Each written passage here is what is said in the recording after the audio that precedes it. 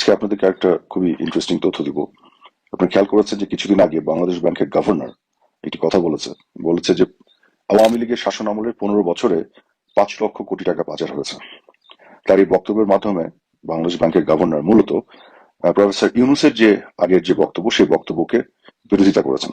সেই বক্তব্যের বিপক্ষে। প্রিয় দর্শক, এইমাত্র সর্বশেষ গরম বাংলা সংবাদ। এবার প্রকাশ্যে আবার একটি ভয়ঙ্কর কল রেকর্ডিং ভাইরাল এমপি আরাফাতের। তো তিনি কলের মাধ্যমে ডক্টর মোহাম্মদ ইউনূসকে কঠিন হুঁশিয়ারি দিলেন। তিনি আরো কিছু গোপন তথ্য দিলেন ডক্টর মোহাম্মদ ইউনূসের বিরুদ্ধে। তো আজকের ভিডিওটি খুব ইন্টারেস্টিং হতে চলেছে, না টেনে স্ক্রিনের মাধ্যমে পরিপূর্ণভাবে দেখে আসি। তো প্রিয় দর্শক, ভিডিওটি ভালো লাগলে একটা লাইক করবেন আর কমেন্ট করে মতামত জানাতে ভুলবেন না। আজকে আপনাদেরকে একটা খুবই ইন্টারেস্টিং তথ্য দিব। আপনি খেয়াল করেছেন যে কিছুদিন আগে বাংলাদেশ ব্যাংকের গভর্নর একটি কথা বলেছে। বলেছে যে আওয়ামী লীগের শাসন আমলের 15 বছরে 5 লক্ষ কোটি টাকা পাচার হয়েছে। তার এই বক্তব্যের মাধ্যমে বাংলাদেশ ব্যাংকের গভর্নর মূলত প্রফেসর ইউনূসের যে আগের যে বক্তব্য সেই বক্তব্যকে বিরোধিতা করেছেন। সেই বক্তব্যের বিপক্ষে কথা বলেছেন। কিভাবে? খেয়াল করে দেখুন, প্রফেসর ইউনূস বিভিন্ন ফোরামে যে উনি বলেছেন যে আওয়ামী লীগের শাসন আমলে বাংলাদেশ থেকে প্রত্যেক বছর $16 বিলিয়ন পাচার হয়েছে। এমনকি ওয়ার্ল্ড গভর্নমেন্ট সামিট যেটা দুবাই হয়েছে সেখানে তো উনি একথাও বলেছেন যে প্রত্যেক বছর $17 বিলিয়ন পাচার হয়েছে, 1 বিলিয়ন বাড়িয়ে বলেছেন। And in total, there are $17 billion per year which has been shifted away from Bangladesh by over-invoicing, under-invoicing, and all kinds of corrupt practices and so on.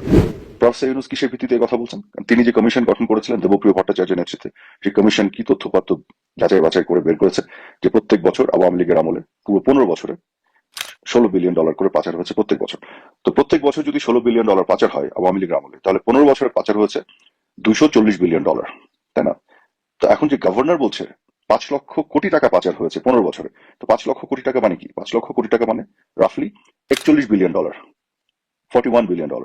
আচ্ছা, তাহলে প্রফেসর ইউনূসের বক্তব্য অনুযায়ী এবং তার কমিশনের রিপোর্ট অনুযায়ী 15 বছরে টোটাল পাচার হয়েছে $240 বিলিয়ন। আর গভর্নর এখন বলছে না, $41 বিলিয়ন পাচার হয়েছে। অলরেডি $240 বিলিয়ন থেকে এটা নেমে কমে $41 বিলিয়ন হয়ে গেল। তাহলে কে সত্য কথা বলছে?